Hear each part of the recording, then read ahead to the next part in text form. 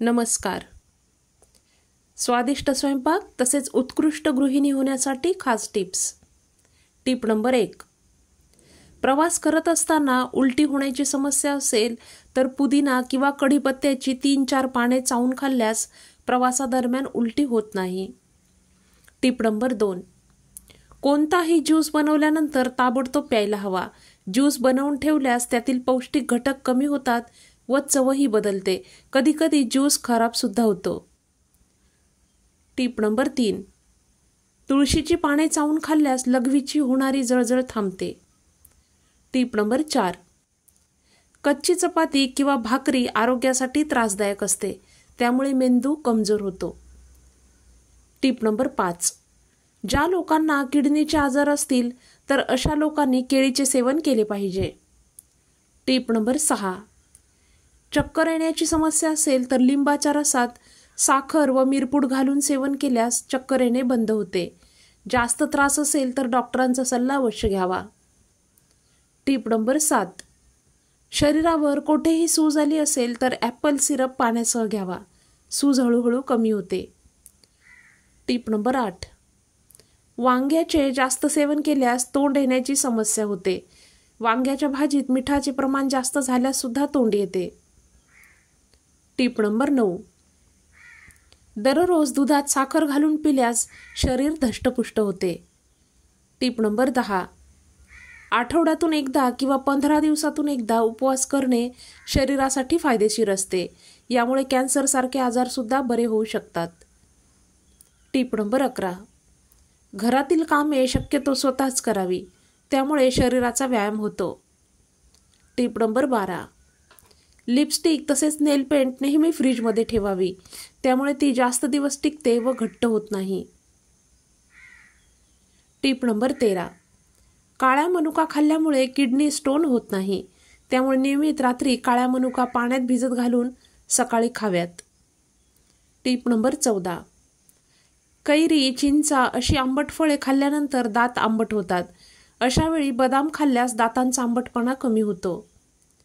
Tip number 15. नाक सतत वाहत असेल तर चिकन सूप किंवा गरमागरम व्हेजिटेबल सूप पिऊ शकतो, परंतु घरी तयार केलेले सूप सेवन करावे. बाजारात मिळणारे सूप घट्टसर होण्यासाठी कॉर्नफ्लोअर किंवा मैदा वापरतात, जे आरोग्यावर वाईट परिणाम करतात. Tip number 16. पोट दुखत असेल तर पाऊण चमचा जिरा पावडर, 1 चिमूटभर हिंग आणि 1 चिमूटभर सैंधव मीठ एकत्र करून चावून खा व त्यावर गरम पाणी प्या. पोटदुखी थांबेल. Tip number 17. कमी दिसत असेल, नजर कमी झाली असेल तर झोपताना मोहरीच्या तेलाने पायाच्या तळव्यांना दररोज मालिश करा. Tip number 18. एखाद्या वेळेस अचानक शिरा किंवा नसा एकमेकांवर चढल्या जातात. ज्या पायाची नस चढली आहे त्याच बाजूच्या हाताच्या मधल्या बोटाच्या नखाच्या खालचा भाग दाबून धरा व सोडा. असे नस ठीक होईपर्यंत करा. Tip number 19. उन्हाळ्याच्या दिवसात बाहेरून आल्यावर ताबडतोब हातपाय धुवू नये किंवा आंघोळ करू नये. थोड्या वेळाने म्हणजे शरीर सामान्य स्थितीत आल्यावर हातपाय धुवावेत. Tip number 20. ज्या महिला गरोदरपणात केळ्याचे सेवन करतात अशा महिलांच्या बाळाचा विकास चांगला होतो व बाळाची हाडे मजबूत होतात. Tip number 21. दह्याच्या पाण्याने अथवा मठ्ठा किंवा ताकाने चूळ भरल्यास आलेले तोंड बरे होते. Tip number 22. कच्च्या पपईचा गर काढून पेस्ट बनवून केसांच्या मुळांशी लावल्यास केसात कोंडा होत नाही व केस गळतही नाहीत. Tip number 23. पावसाळ्यात तसेच हिवाळ्यात सुद्धा वातावरण बदलामुळे सर्दी खोकला होतो. अशावेळी 1 ग्लास गरम पाण्यात जिरे, गूळ तसेच 1 चिमूटभर काळी मिरी पूड घालून दिवसातून 2 ते 3 वेळा पिल्यास सर्दी खोकल्यापासून बचाव होतो. Tip number 24. पोटात गॅस तयार झाल्यास पोट फुगते व खूप त्रास सहन करावा लागतो. अशावेळी सुंठ, काळी मिरी पूड, ओवा तसेच काळं मीठ समप्रमाणात घेऊन वाटून घ्या व हे मिश्रण गरम पाण्यासोबत घ्या. फुगलेले पोट हळूहळू ओसरू लागेल. Tip number 25. दातांनी नखे चावून काढायची सवय असल्यास नजर कमजोर होते. Tip number 26. आंघोळीच्या पाण्यात तुरटी टाकून आंघोळ केल्यास शरीरास घामाचा वास येत नाही. टीप नंबर 27. जेवताना नियमितपणे हिरव्या मिरचीचे सेवन केल्यास त्वचेचा रंग उजळतो व त्वचेवरील डागसुद्धा निघून जातात. टीप नंबर 28. टीबी किंवा क्षयरोग झाला असेल तर द्राक्षांचे सेवन जास्तीत जास्त करावे. टीप नंबर 29.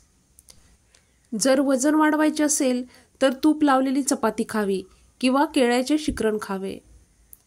टीप नंबर 30. खूप गरम किंवा खूप थंड पदार्थांचे सेवन दातांसाठी घातक ठरू शकते. टीप नंबर 31. गुळवेल किंवा गुडची बाजारात सहज उपलब्ध होणारी औषधी वनस्पती आहे. ह्या वनस्पतीचा काढा करून पिल्यास जुनी सांधेदुखी, सूज तसेच सर्दी पडसे व त्यामुळे येणारा ताप किंवा कुठलेही इन्फेक्शन दूर करून प्रतिकारशक्ती वाढवते.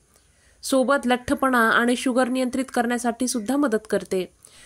तसेच प्लेटलेटची संख्यासुद्धा यामुळे वाढते. टीप नंबर 32. हातावर शाईचे डाग लागल्यास लिंबाचा रस किंवा लिंबाची वापरलेली साल घासा. शाईचे डाग निघून जातात. टीप नंबर 33.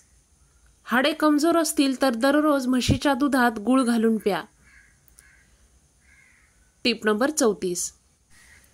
कच्च्या दुधात साखर घालून चेहऱ्यावर मालिश केल्यास चेहऱ्याची त्वचा चमकदार बनते व चेहऱ्याचा रंग उजळतो. कच्च्या दुधामुळे चेहऱ्यावरील लाल पुरळ किंवा फोडसुद्धा निघून जातात. टीप नंबर 35. उन्हाचा त्रास होत असल्यास तसेच लघवीला जळजळ होत असेल तर खायचा चुना बेंबीच्या भोवतारी लावावा. उन्हाळे लागले असतील तर खूपच फरक जाणवेल. सदर माहिती सामान्य स्थितीत उपयोगी ठरेल. कुठलाही आजार असल्यास डॉक्टरांचा सल्ला अवश्य घ्यावा. पुन्हा भेटूयात. धन्यवाद.